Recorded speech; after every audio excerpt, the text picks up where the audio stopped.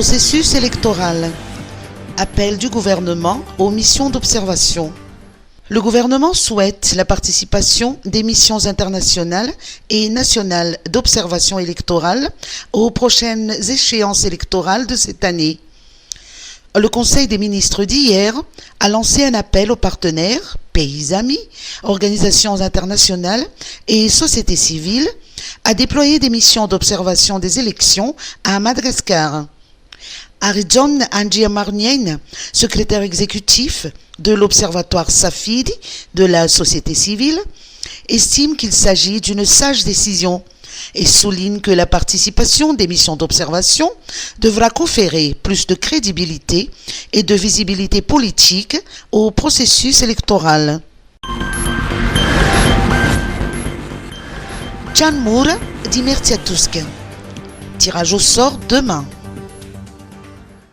Les bénéficiaires des 320 logements Canmur Dimertiatusk seront connus demain, vendredi 3 février, à l'issue du tirage au sort qui sera effectué au secrétariat d'État en charge des nouvelles villes et de l'habitat.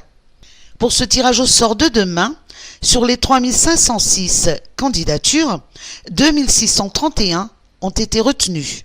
Ces logements font partie du projet de création d'une nouvelle ville destinée à désengorger la capitale.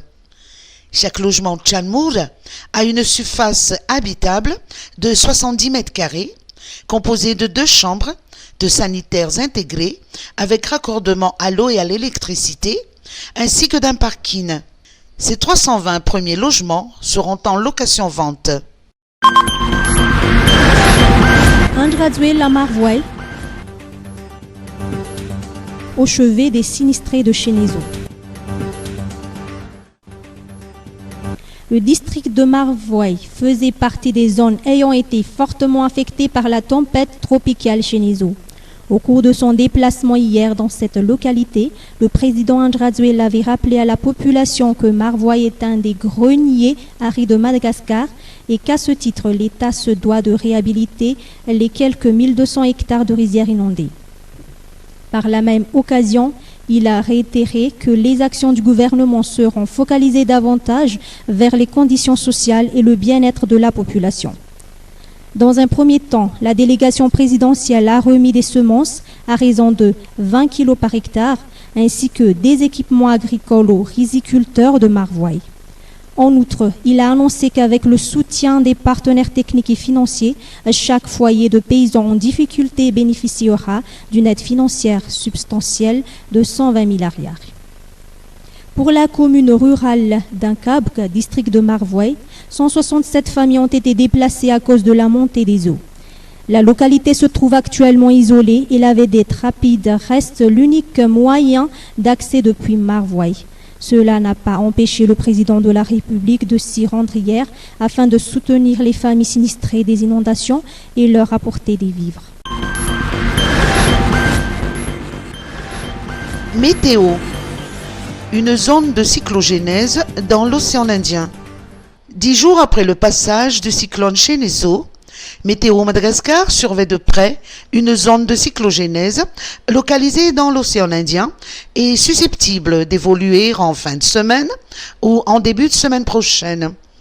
En revanche, pour les prochains jours, aucun risque d'activité cyclonique n'est à craindre sur Madagascar. Cette semaine, les activités orageuses seront plutôt concentrées sur le nord, le nord-ouest et le centre-ouest, vers où commencent à se décaler les orages estivaux des hautes terres centrales. Par ailleurs, un temps nuageux, avec risque de pluies aliséennes, est prévu sur l'ensemble de la partie est.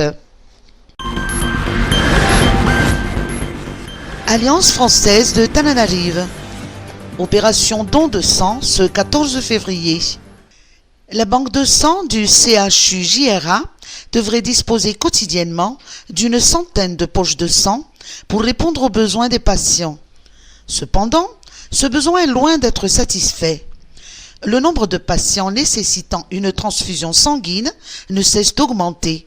Pourtant, le nombre de donneurs bénévoles volontaires ou réguliers, reste très faible et se chiffre pour la totalité de la grande île à moins d'un habitant sur 1000.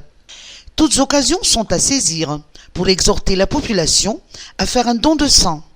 Aussi, à l'occasion de la Saint-Valentin du 14 février prochain, l'Alliance française d'Antananarivo organise une matinée de dons de sang pour alimenter le stock disponible auprès du Centre national de transfusion sanguine du CHU-JRA. Les partenaires, membres et amis de l'AFT sont invités à participer à cette séance.